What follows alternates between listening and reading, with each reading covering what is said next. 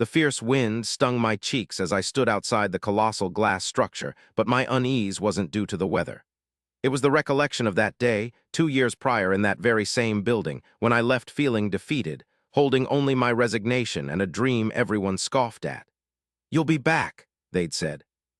Mark Winston, my former boss, had chuckled, his tone laced with disdain as he reclined in his leather chair, surrounded by his self-satisfied executives.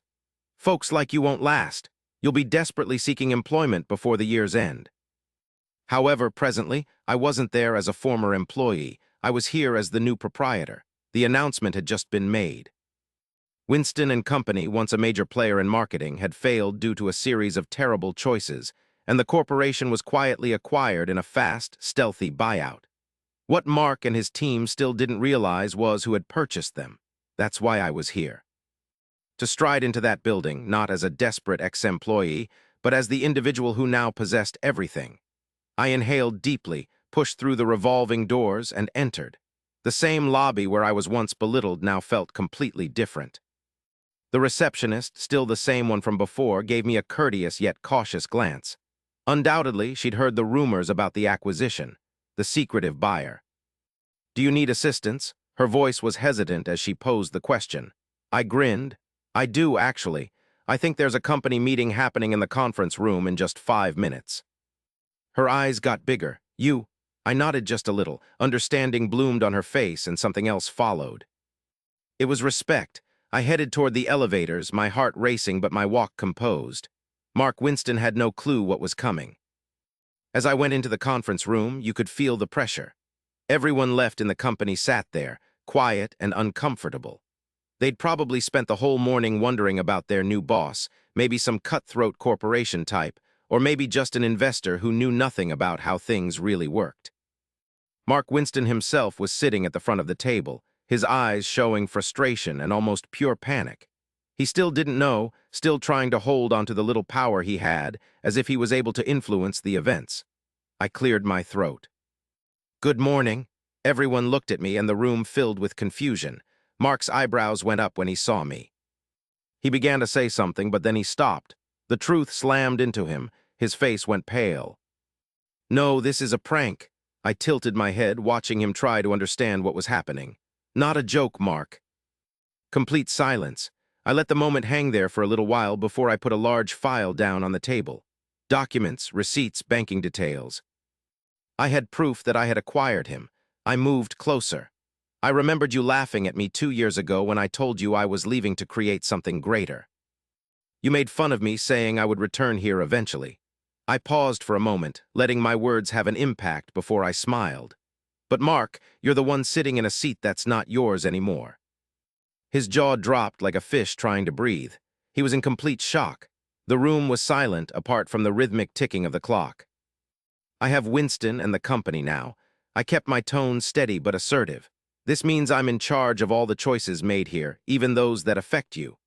Mark struggled to swallow, feeling the impact of my words hit him hard for the first time. He wasn't in control anymore. The quiet in the meeting room was really uncomfortable, but I enjoyed it. Mark Winston, the guy who scoffed at what I wanted to do, was now sitting there, shocked, clutching the arms of his chair like it was his last hope. The powerful CEO, who used to be so casual with his authority, was now at the disposal of someone he had previously disregarded. I put my hands together and leaned forward a little, speaking slowly but clearly. "I bet you've looked over the acquisition documents, Mark." He let out a shaky breath and ran his hand over his face. It can't be real." His voice was no longer arrogant, but instead a rough whisper that showed how panicked he was. "But it is," I replied calmly.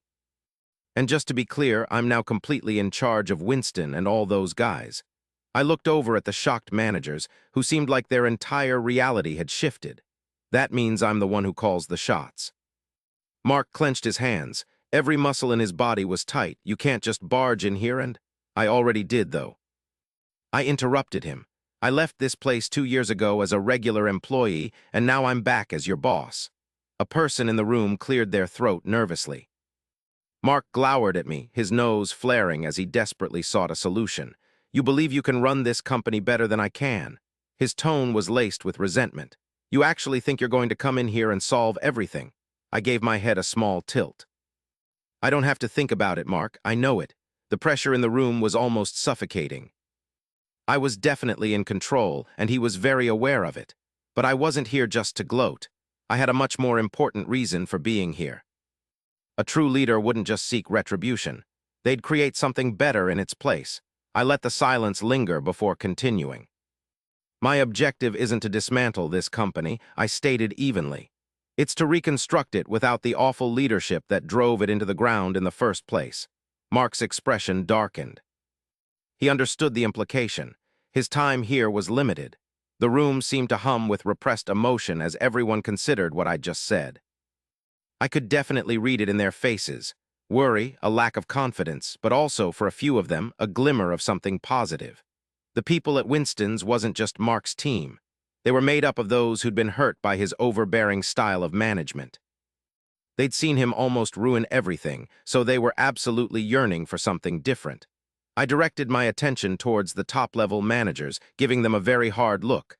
I wasn't going to lie and say this would be simple. The organization was really struggling, and if we didn't make some significant adjustments, there wouldn't be anything left to salvage. I allowed that to settle in before speaking again, but I'm a firm believer in second opportunities. I also believe in improvement. Any of you who are ready to collaborate with me, who want to improve, will have a role in the future of this place. A quiet buzz went through the room. Certain executives gave each other nervous looks, while others nodded hesitantly. Mark, however, didn't budge. His jaw muscles were so tight I figured his teeth might shatter. Then he asked, his voice sounding tight, "What about me?" I stared right back at him. This was the moment he'd been anticipating with dread. I had the power to fire him instantly, right there, right then. It would have been fitting retribution for what he had done to me, making me look bad in front of my coworkers, putting down my aspirations, making fun of my goals, but revenge wasn't enough. I needed something more significant. I shifted slightly, lowering my voice just a little bit so that everyone in the room was completely focused on me. "I'm not going to let you go, Mark." A glimmer of something that resembled comfort briefly passed over his face, though it quickly vanished. "Instead, I'm going to make you watch," I said, my tone low but firm. "I'm going to force you to stay right here, in this very place, and see all the things you never accomplished during your time running things. You'll observe me as I take the company you nearly destroyed and transform it into something significantly better than you ever envisioned." Mark's face completely reddened, his fingers clenching the table so strongly that his knuckles became stark white. The silence in the room was so intense, I could hear the faint sound of the air conditioning. "Think of it as a learning experience," I concluded. Mark gulped, understanding that he was beaten, and I was just getting started. Mark Winston sat there, utterly speechless, his face now even more pale than before. His cockiness that had once seemed unyielding was breaking down before my very eyes, and I enjoyed every instant of it. Yet I wasn't just here to get pleasure from this, not entirely. This wasn't just about settling the score. It was about demonstrating a truth about making things right. I then turned my gaze back towards the executives. Some of them had been dedicated to Mark, benefiting from his favors, while others had struggled under his management, just like I had. "I'm giving this company a shot at a better future," I stated. "But only those who are prepared to work hard for it will be included in that future." The room stayed quiet for just a moment. After that, one of the top executives, a woman named Lisa, spoke. "I've been waiting for this for ages," she stated, her voice even but filled with feeling. "Mark ruined this business, plain and simple. I personally want to witness its revival." That was all it took for me to be completely overcome by emotion. Everyone in the room, employees and top managers, all acknowledged this, quietly voicing their approval. I observed a look of terror in Mark's eyes at that moment, not the fear of being fired. He understood that was going to happen, but the dread of totally losing command. And he was. I was slowly and deliberately undoing everything he had established, not to be mean, but because it was never constructed to endure in the first place. Mark fidgeted in his chair, swallowing hard. "You're making a blunder," he mumbled quietly, though he clearly lacked any conviction. "No, Mark," I responded, remaining composed. "The mistake was your assumption that I'd fall short." The meeting concluded with the company adopting a new path, and I made it clear that alterations were on the horizon. Quickly, when I left the meeting room, employees were already gossiping in soft tones, the air brimming with anxiety. hope, hesitation, apprehension. I had anticipated pushback, yet what amazed me was the silent backing I received. People I hadn't talked to in ages, the ones who had seen me being humiliated, came up to me in the corridor. "Thank you," someone whispered as they walked by. "I always knew you'd succeed," another told me. I wasn't only there to take charge, I was here to lead, but my work was far from finished. Mark was still proving to be a challenge, even though he no longer held any authority. He was very difficult, and though I wasn't planning on letting him go immediately, I knew he wouldn't surrender easily. Because of this, I determined to act quickly. My assistant, Julia, a bubbly and optimistic woman, came to me with some hesitation. A few of the employees wanted to have a conversation with me. Everything was okay. They had some worries. I gave a slight nod. "Let's set up a meeting for later this afternoon." I wanted to understand their perspectives. If I was going to get this business back on track, I had to listen closely. I needed to build their confidence in me. Later that day, I was seated in a private office. It was Mark's old office, to be specific. It was a total disaster. The documents spread across the desk were a jumbled mess, and the air had the stale odor of his cologne. It was a reminder of his time in charge. I made a silent plan to have it completely renovated. Someone tapped on the door. "Come in." Julia entered first, followed by several employees, people from various departments, their faces showing emotions from hopefulness to unease. "Thank you for agreeing to meet with us," Carl, one of the most senior members of the staff, stated. We wanted to know what the future holds." I put my hands together, moving forward slightly. "You deserve the truth," I said to them. "To be honest, this company is in a more precarious state than anyone outside realizes. It will require a lot of hard effort to get things back on course." I didn't try to soften the blow. They looked at each other, some anxious, but others seemed to relax. "But I'm not here to undo everything." I moved forward with my plans. My goal is to restructure.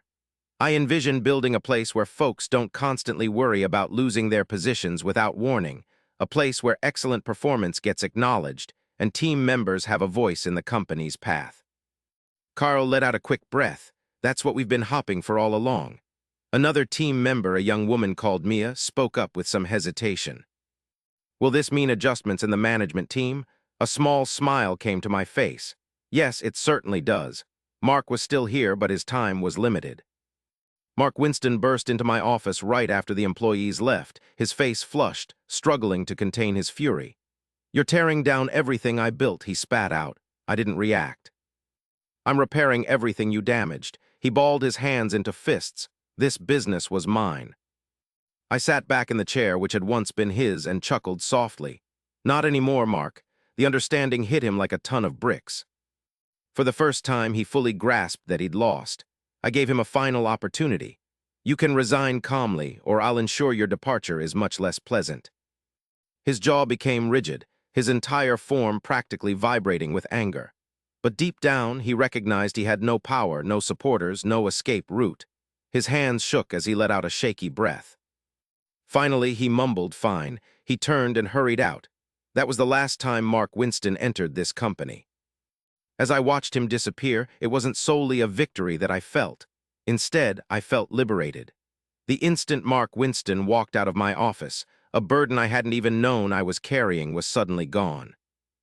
The company was finally in my hands, free from the negative influence of the man who had always belittled me, made fun of me, and disregarded what I could achieve. However, this wasn't simply about getting even. It was about demonstrating that a company could succeed with a leader who truly cared. As I walked out of my office and into the hall, so many people looked at me. The staff murmured amongst themselves. Their curiosity was on display. They had just seen the end of their boss. Now they were all watching to see what kind of leader I would be. I stood up straight, meeting their looks directly. "Anyone with any worries, just come in and see me." I declared with certainty, this is a fresh start for all of us. I didn't stick around for an answer. I had to get to work. During the next few days, I dedicated myself, meeting with managers, reviewing financial data, and finding the company's greatest issues. It was even more of a disaster than I'd anticipated. Winston and his people were losing money, thanks to terrible investments, badly handled customer accounts, and utter carelessness that had brought the company to the brink of going under. Mark was too focused on his own ego to notice the chaos he was making. But where he saw a failure, I viewed it as a chance to build things back up. I set up a company-wide meeting, and this time it wouldn't be about trying to teach Mark a lesson. I was thinking about progressing. A flurry of apprehension filled the meeting space as everyone entered, uncertain of what was going to occur. Some were still apprehensive about what was to come, but others held onto a small piece of optimism.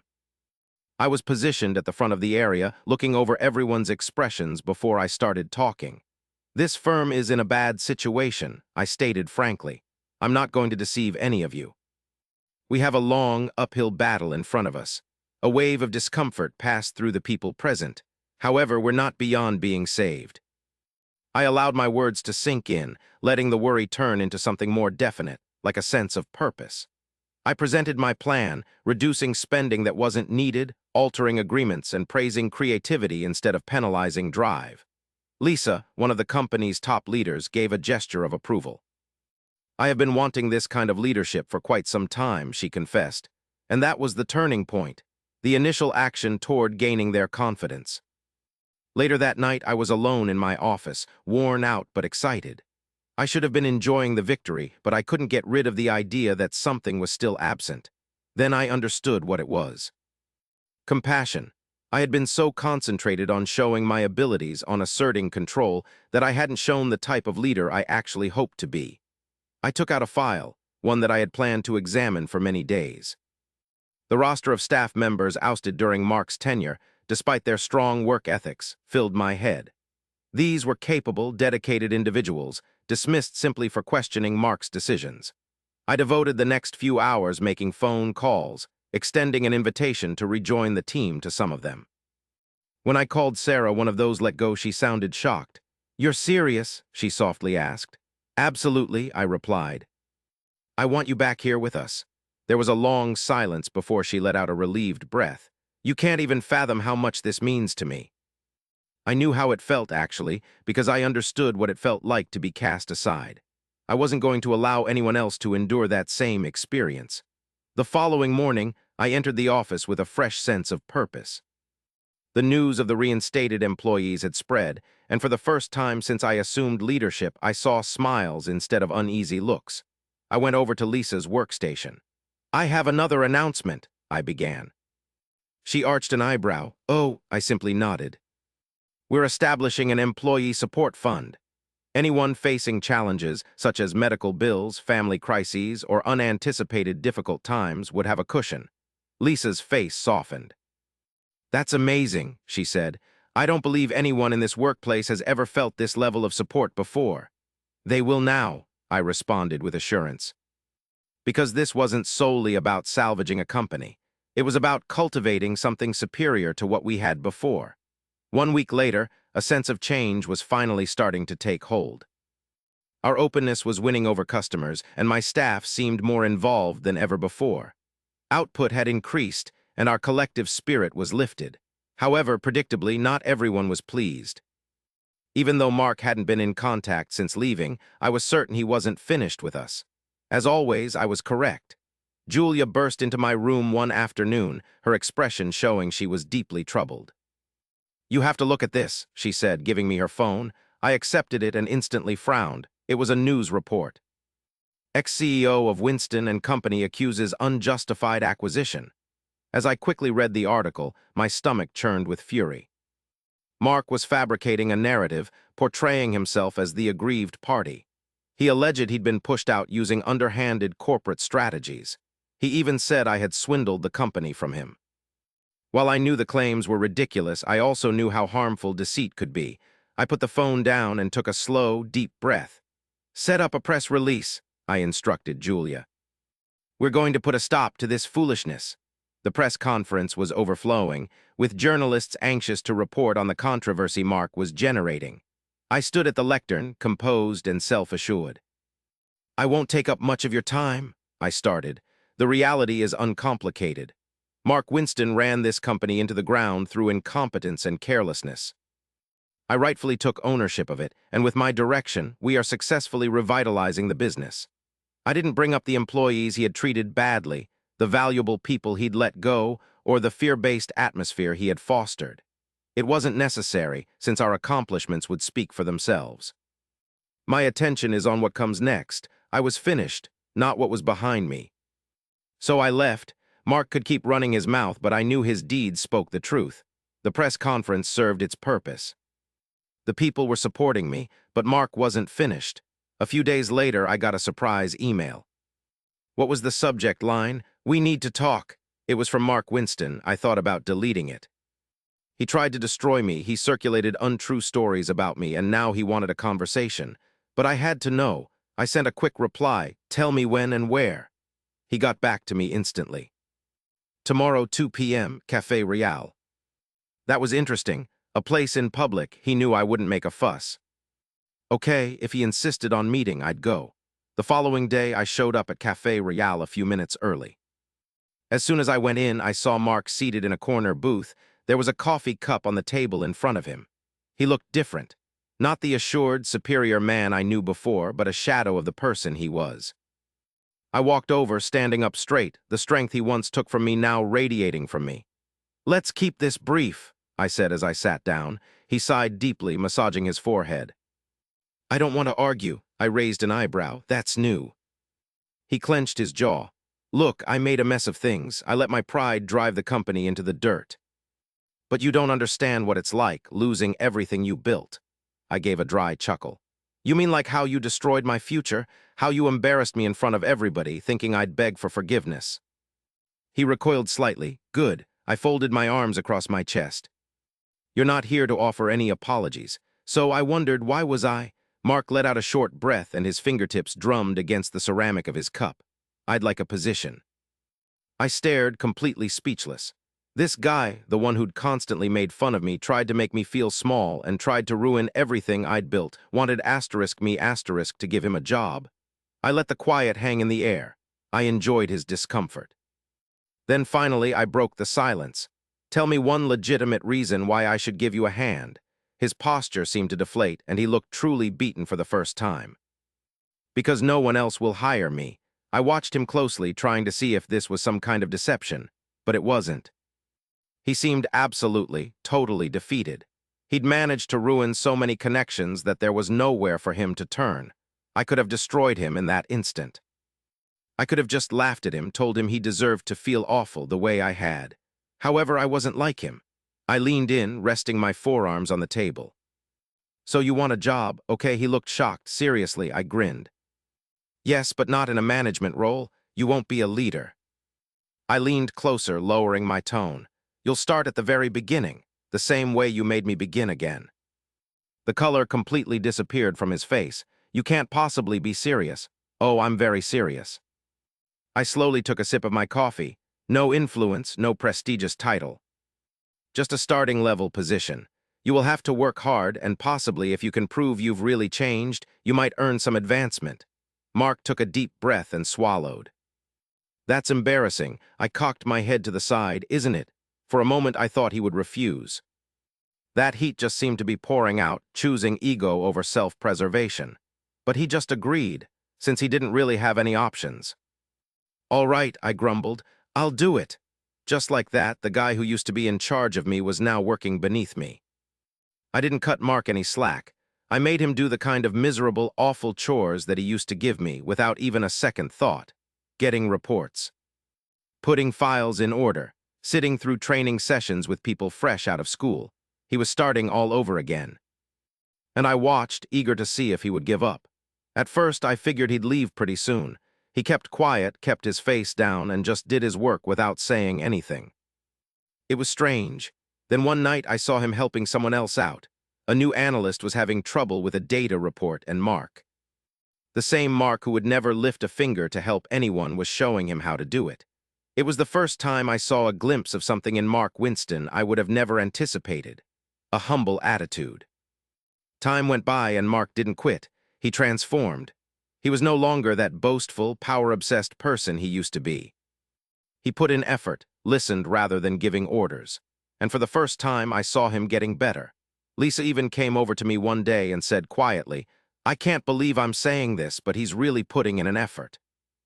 I never thought things would turn out this way, but folks can really change. The person who once ruined lives to get what he wanted was now discovering what it meant to construct instead of dismantle. I was heading out from work one night when Mark came up to me. He just felt like he needed to express his gratitude, he told me. I gave him a questioning look. For what? I inquired. He seemed to stall for a bit, then finally confessed, for giving me a shot at improving myself. For the first time, I actually trusted what he was saying. 2 years ago, Mark Winston used to make fun of me. Nowadays, he was working under my guidance, not because I'd defeated him, but because he had learned to value me. Winston and his team had turned into something much better than ever before. A company founded on principles of justice, esteem, and new ideas. I had succeeded. More significantly, though, I'd shown that achieving success isn't about harming others. Instead, it's about empowering them. In the end, that's what really mattered. As I entered my office, a tiny smile touched my face. The ultimate payback was proving everyone incorrect. And I had indeed.